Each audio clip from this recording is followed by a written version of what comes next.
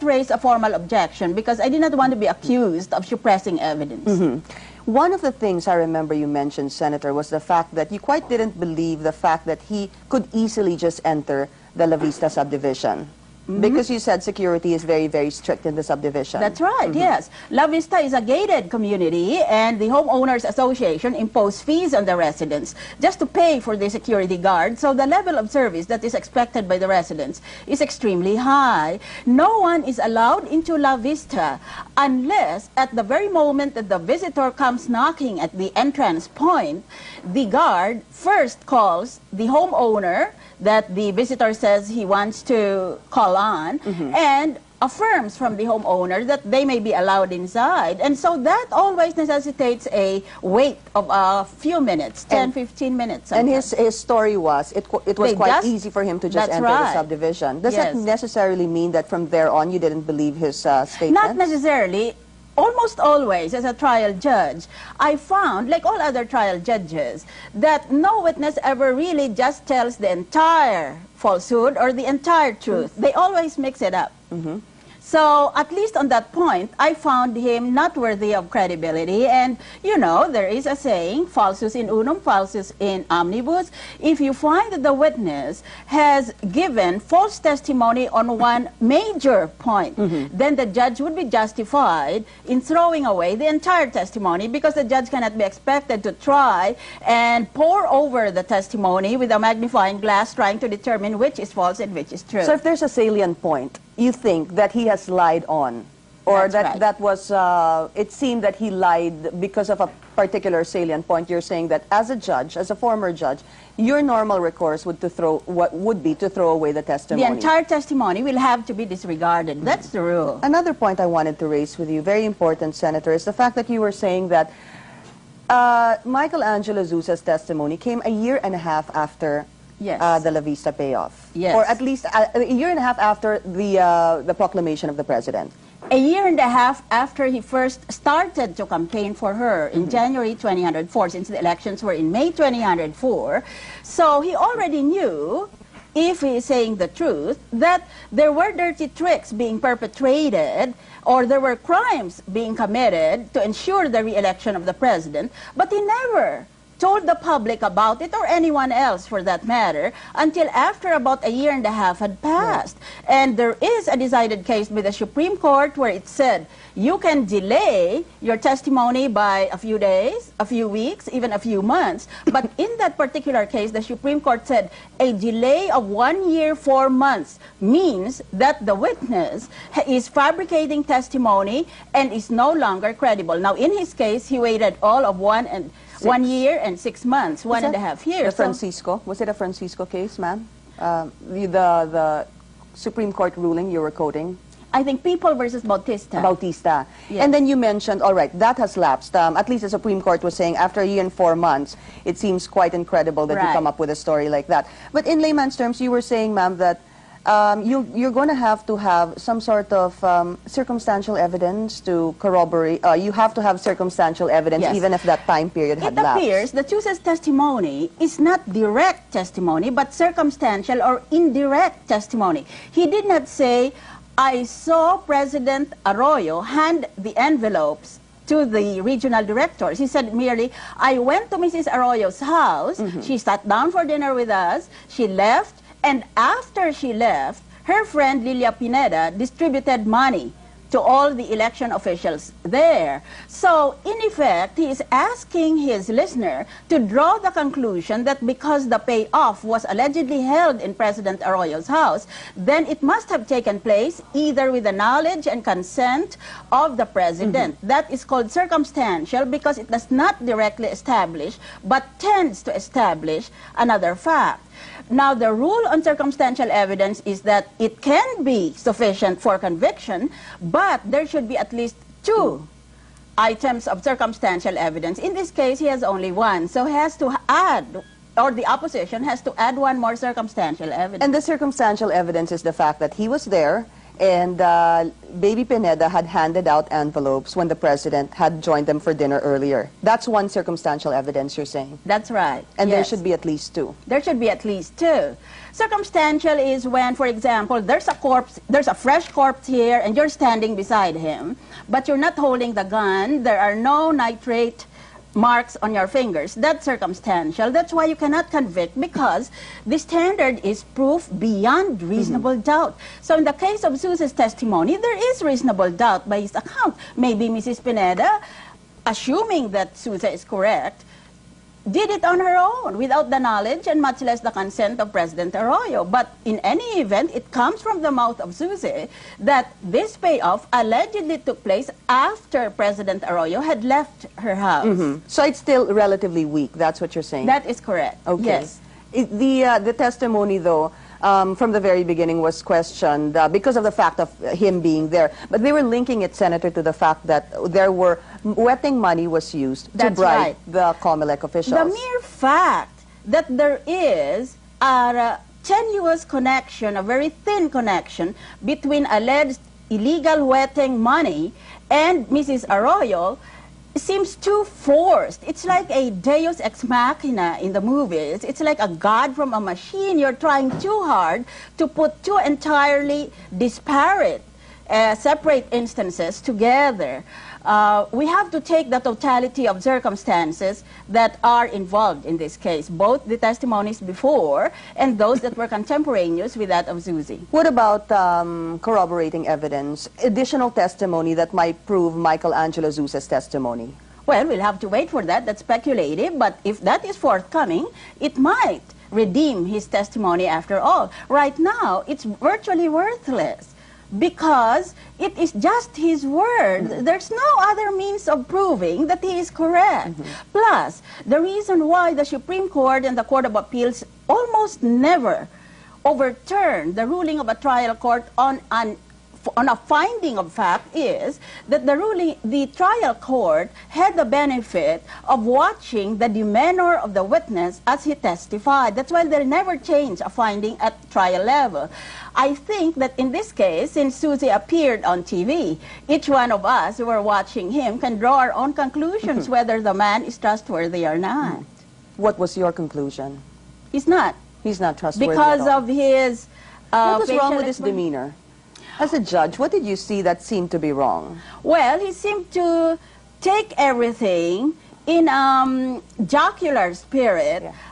Normally, a witness would be a little bit nervous, even if he is totally trustworthy and reliable, because he has no experience testifying. Most people break out in a sweat, doctors, lawyers, doctors testifying about an illness for which they have no liability whatsoever. But in his case, he was just too nonchalant about the whole case, and even if he was confronted with maybe what we could call provocative language, he did not assume the proper response, at least in his facial expressions.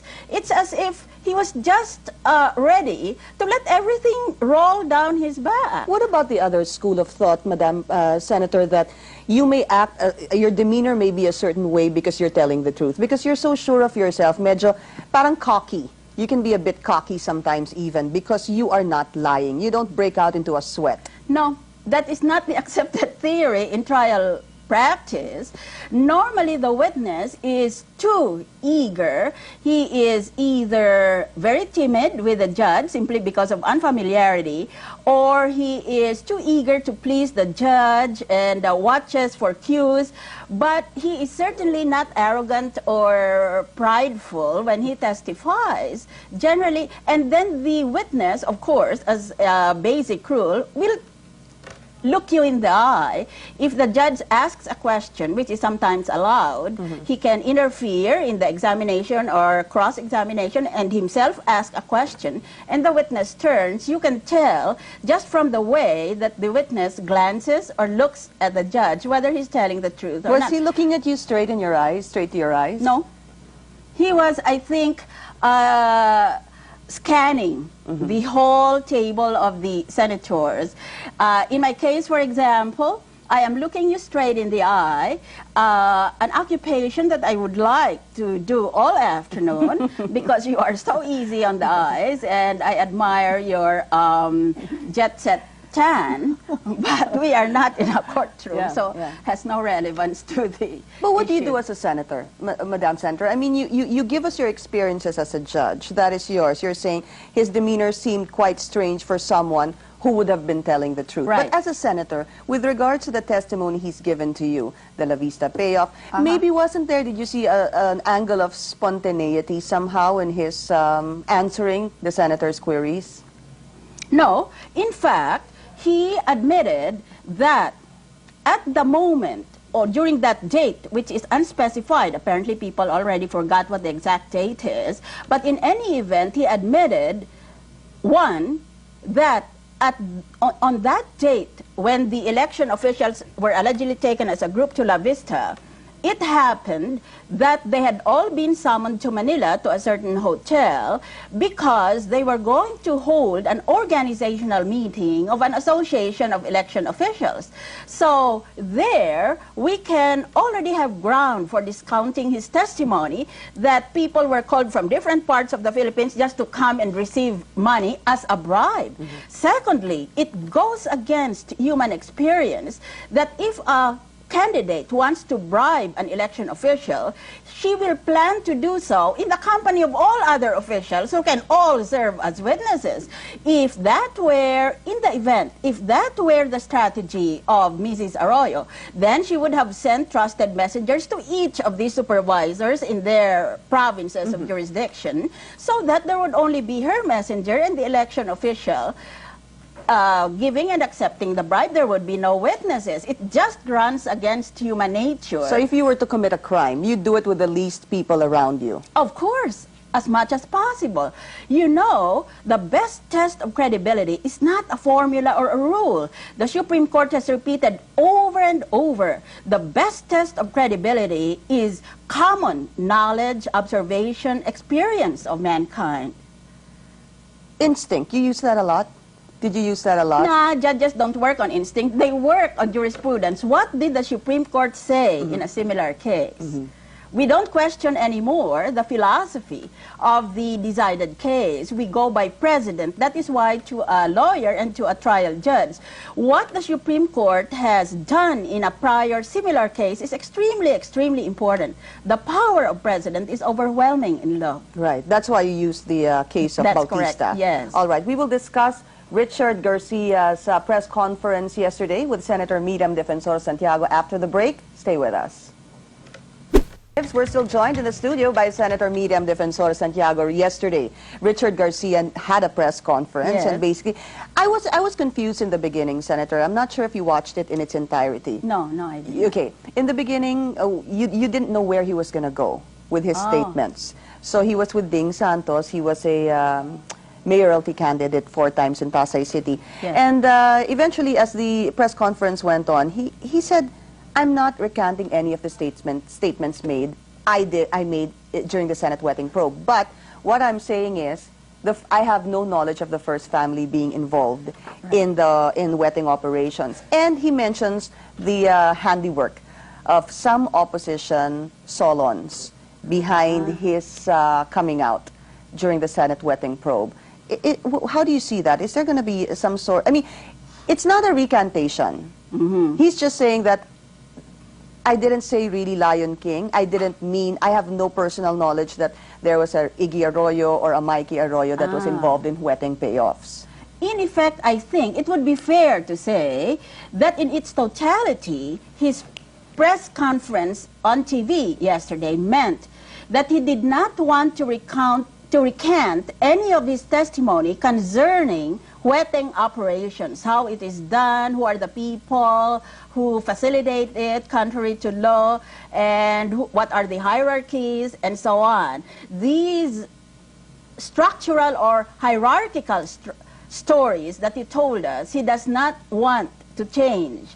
But, in effect, he is saying, I do not recant my testimony that it was my boss who told me that members of the presidential family were on the take. So he was not recanting his testimony, that he was only offering hearsay evidence. Okay. I simply heard it from another person. So if you affirm hearsay testimony, what happens is that you've simply repeated the hearsay. And the rules of court provide that hearsay testimony is not only worthless, it's not even admissible in court. So the failure to recant does not in any event produce any legal consequences insofar as the findings concerning the Arroyo family are concerned. In fact, it is even an asset now to the president's lawyers because they can point to the fact that the witness on 2 separate occasions indicated that he had no personal knowledge but was simply passing along what was told to him. In other words, hearsay evidence. And the mere fact that he apologized to the president is the more important aspect of his testimony in light of the Supreme Court ruling that when a party to a criminal case apologizes to another party, that in effect is the equivalent of an offer to compromise. And an offer to compromise in a criminal case, said the Supreme Court, is proof of guilt. Once you apologize, in effect, you admit that you're guilty. So, in effect, that was his way of admitting that he had committed perjury if he had given the impression that the president's family were on the take, or that her family had received part of the illegal huweteng payoffs.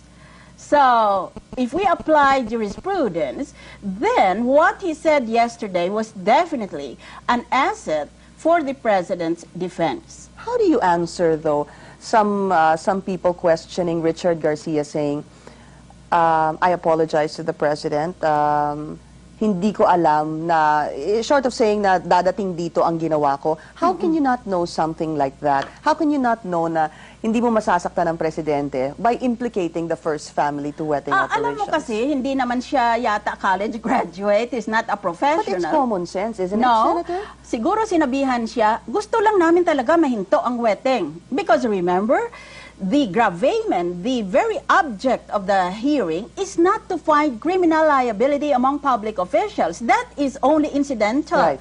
The main thrust of the Senate hearing is to find out whether we should legalize huweteng or not. Pass a law and make it legal.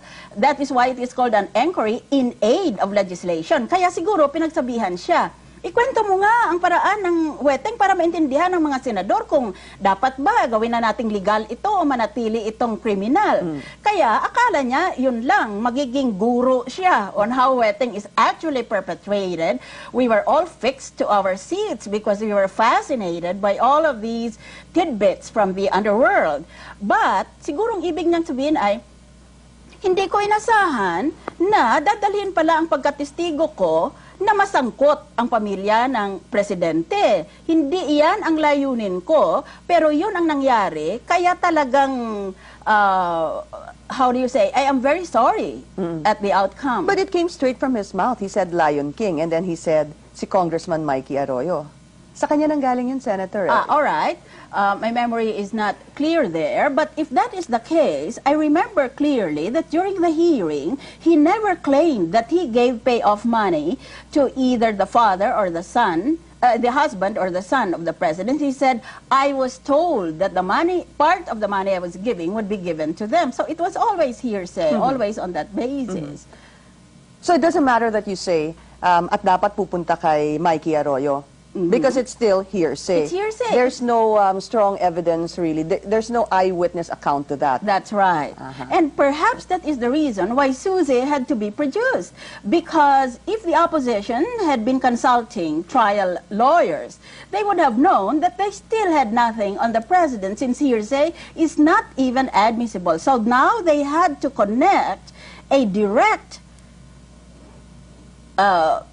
testimony from an alleged eyewitness to the huweteng money. That is why there is this forced attempt to connect huweteng through this La Vista dinner. What about corroborating evidence on the, what we can call the apology of Richard Garcia to the president. We can't call it, he didn't recant, but he apologized to the president, linking the first family. But he says Sandra Cam and Boy Mayor. I don't know where you're going with this. Parang sinasabi niya, parang ako, nagsasabi na ako ng totoo, paano kayo? What about corroborating evidence? Are you going to believe, do you believe Richard Garcia now, or you will tend to believe him more if isa sa kanila ay bumaliktad o magsabi ng totoo? Doon sa mga nabanggit niyang mga kasamahan niya, ay di mas magaling sana kung merong corroborating testimony from his colleagues. But on his own, unlike circumstantial evidence, his own direct testimony is sufficient to be able to establish the fact he is arguing that he has no personal knowledge that President Arroyo or her family received payoffs from illegal huweting. That is the fact as it stands. Those two other witnesses similarly gave evidence that was also hearsay in nature. So we just have a lot of hearsay evidence. That's why they had to produce Suze, so that he could claim to be a direct witness. But the best that he could do was to say, I went to her house, I had dinner with her, but she left the house, and that's when another person gave us the money. Suze is a direct witness. You would describe Suze as a direct witness. He's not even a direct witness. He is presenting circumstantial evidence. All the others before him were presenting hearsay evidence, totally worthless. Okay. Now, Suze is giving circumstantial evidence, but it has no value unless it is corroborated by another piece of circumstantial evidence. You had a press release, Madam Senator, saying that there could be two crimes that opposition senators could be charged for. Number one is the crime of inciting to sedition, and the second is the crime of offering false testimony and evidence. I can understand the crime of offering false testimony and evidence if it's true, but what about inciting to sedition? That's if what he is saying is true. Richard Garcia. Yes, we're hypothesizing. Inciting to evidence is committed not only by going out in public and calling on people to use illegal means to overthrow the government, but it can also be committed just by speaking to another person, inciting him or leading him on or steering him up so that he will feel impelled to throw off the existing government by illegal means. And this illegal means will refer in this particular instance to the perjured testimony in a Senate hearing. Saying that the first family is involved in weapon. That's right. Halimbawa mo, lahat sinabi ni Richard Garcia doon sa hotel kung saan daw nagkita sila ng mga senador. Ganito, sir, ang mga patakaran at ang mga paraan dyan sa illegal huweteng. Ngayon, hindi ko alam kung may partisipasyon itong Arroyo dahil yun lang ang sabi sa akin. Pero ako mismo, wala akong alam dyan. Eh, kung halimbawa mo, tinuruan siya, idagdag mo na lang na nakita mo o kaya binigay mo. O kung ginawa niya iyon, then the senator who coaches him in that manner would be guilty not only of immoral conduct for which he should be hailed before the Senate Ethics Committee, but he would be guilty of nothing less than a crime itself, the crime of presenting false evidence or a false witness. And eventually inciting to sedition also? That could be a separate crime. And we're referring to Senator Ping Lacson because basically he had repeated the name of Senator Ping Lacson. Parang sinabi niya si Senator Ping Lacson ang nag-coach sa kanya eh. Oo, yun ang allegation niya, no? Ngayon, hindi natin maintindihan kung inaamin nga ni Senator Lacson na nag-usap sila. Kasi wala kaming alam sa Senado na si Senator Lacson, meron pala siyang papel dito. Ang pagkaalam namin, pinipresenta lang ni Archbishop Cruz. Because before the start of the hearing, Archbishop said, I have a witness, can I call him? Pero hindi man sinabi ni Archbishop na usap sila ng testigo noon. Sana kung sa umpisa pa lang, sinabi ni Senator Lacson at ni Archbishop Cruz, we want to make it of record or we want to manifest that we have talked to this witness, but only to counsel him about his rights and about his duties under oath. Then these suspicions would be laid to rest immediately. But it took the press conference of Mr. Garcia yesterday for these alleged facts to surface. So of course, there's already a lot of suspicion percolating in the minds of all the viewers. Would you like to invite, if given the chance, Richard Garcia to the Senate wetting probe? He has already testified many times there. He's been testifying for about 4 or 5 times. My position is this. There are so many loose ends in our wetting hearings, but I would rather that we terminated the hearings because I am afraid we might be anticipating or duplicating what will be taking place in the impeachment proceedings in the House Justice Committee, and it will not bode well for the Congress that one chamber is contradicting another chamber. Especially if you have different findings. That's correct. Okay. But in the event, though, I think Richard Garcia has already said that he's not very willing to appear anymore. It's actually hard for him because yesterday, Senator Ping Lacson, he didn't categorically say, all he said was his apologies, Madam Senator, to Richard Garcia for the possible lapse in providing security for Richard Garcia, which the Senate was supposed to be providing. I see. Because you gave him immunity, didn't you? Yes, but we mean legal immunity from criminal prosecution unless the witness makes a request. The Senate normally does not provide military security.